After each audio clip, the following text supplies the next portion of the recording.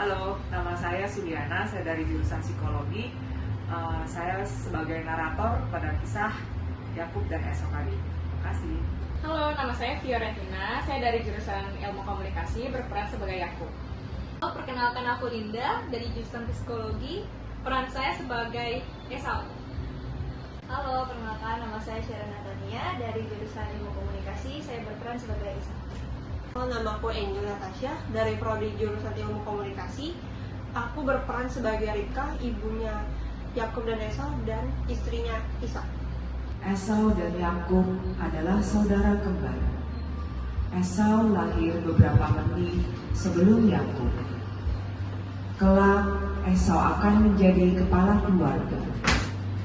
Suatu hari, Esau pergi berburu dan Yakub membuat sup.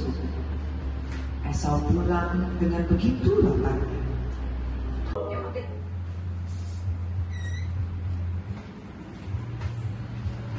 Cepat berikan aku sup. Aku akan memberikan sup ini kalau kamu akan memberikan posisi keluarga kepadaku. Esau tidak berpikir betapa istimewanya posisi itu di dalam keluarga. Tanpa berpikir panjang, Esau langsung memberikan posisi itu kepadanya. Ya sudah, ambil saja posisiku. Tahun demi tahun berlalu, ketika Ishak sudah tua dan matanya telah rabun. Dia tidak bisa melihat lagi. Dipanggilnyalah Esau anak sulungnya. Berkatalah Ishak, Esau! Anakku Esau! Iya, Ayah. Anakku, lihatlah, aku sudah tua. Maka sekarang pergilah ke padang dan ambillah senjatamu dan bawalah seekor binatang kepadaku dan masaklah agar aku dapat memakannya dan dapat memberkatimu.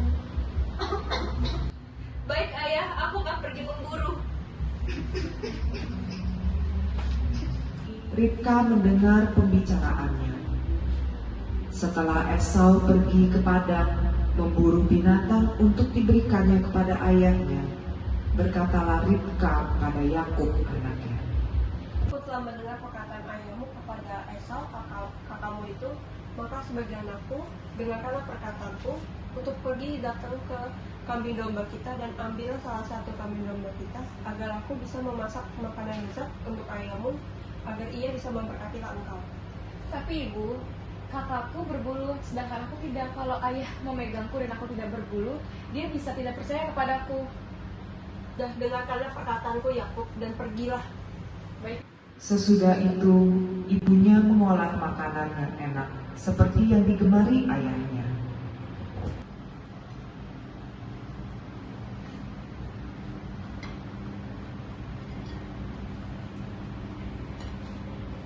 Mereka mengambil pakaian yang indah, kepunyaan Esau, lalu disuruhnyalah dikenakan oleh Yakub.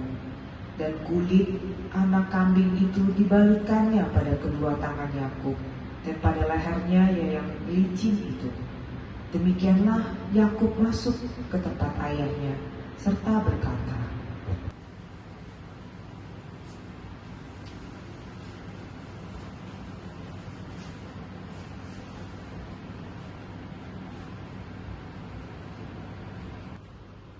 Ayah, aku Esau anak sulungmu.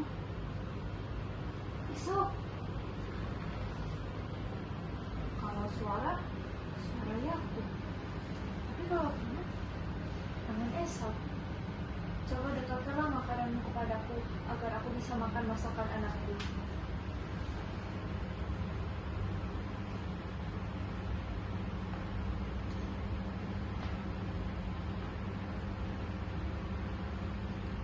Maka Yakub mendekati ayahnya, dan ayahnya itu merabanya, serta berkata,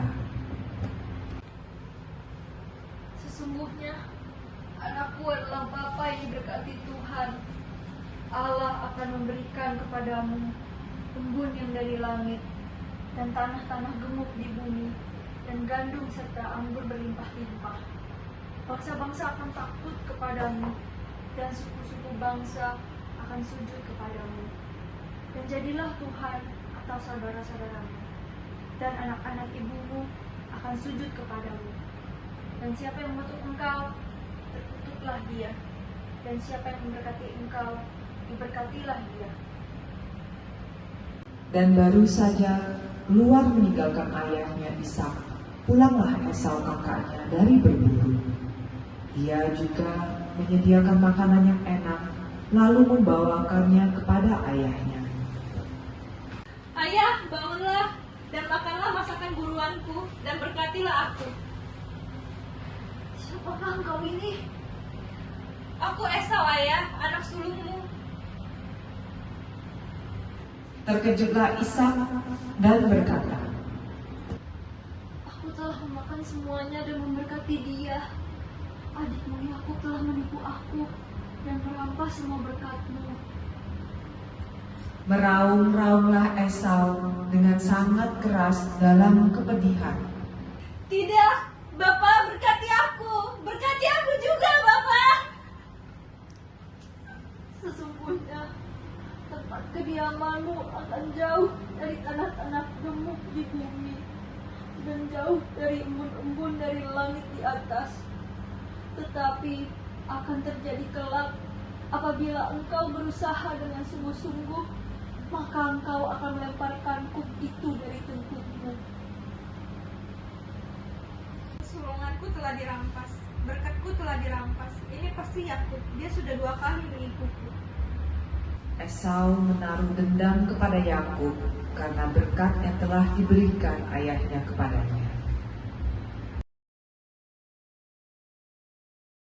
Kesimpulan yang bisa saya ambil dari kisah ini adalah berkat Tuhan yang tidak menghentikan proses. Maksudnya adalah dari kisah Yakub dan Esau, kita bisa mempelajari bahwa untuk setiap orang itu, untuk menjadi orang hebat di dalam kehidupan kita harus ada proses yang harus kita ikuti dan step by stepnya. Dan kalau misalnya andaikan dalam prosesan ini ada yang melangkahi prosesnya kita hanya perlu memperpanjang waktu kita aja untuk pemenuhannya. Pada inti dari pelajaran sederhana ini adalah bahwa hal-hal yang besar membutuhkan waktu yang cukup untuk menetaskan hasil yang bagus gitu. Terima kasih.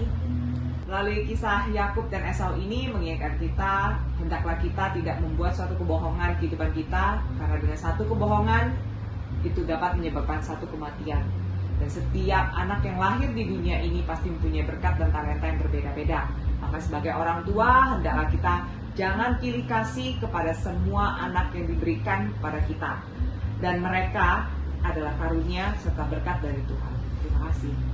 Dalam kisah Yakub dan Esau, kesimpulan yang bisa dipetik adalah jangan berpikir jangka pendek dalam menjalani hidup ini, agar kita tidak kehilangan berkat dari Tuhan. Terima kasih. Dari kisah Esau dan Yakub yang dapat kita ambil adalah jangan mengingini hak milik orang lain dikarenakan setiap manusia sudah mempunyai porsi masing-masing dan Tuhan akan menyediakan bagi umatnya. Terima kasih. Pembelajaran yang saya ambil dari kisah Yakub dan Esau menurut saya adalah: pertama, jangan menjual iman dan kehormatan hanya demi harta dan tahta. Kedua, jangan menghalalkan segala cara demi kesuksesan dan kepentingan pribadi dengan merugikan orang lain. Yang ketiga, jangan memanfaatkan kelemahan orang lain demi tercapainya kepentingan sendiri. Tetapi percayalah Tuhan akan menggenapi janjinya tepat waktu. Sekian dari saya, terima kasih. Sekian video kisah Yakub dan Esau dari kita kelompok 2. Terima kasih. Tuhan memberkati.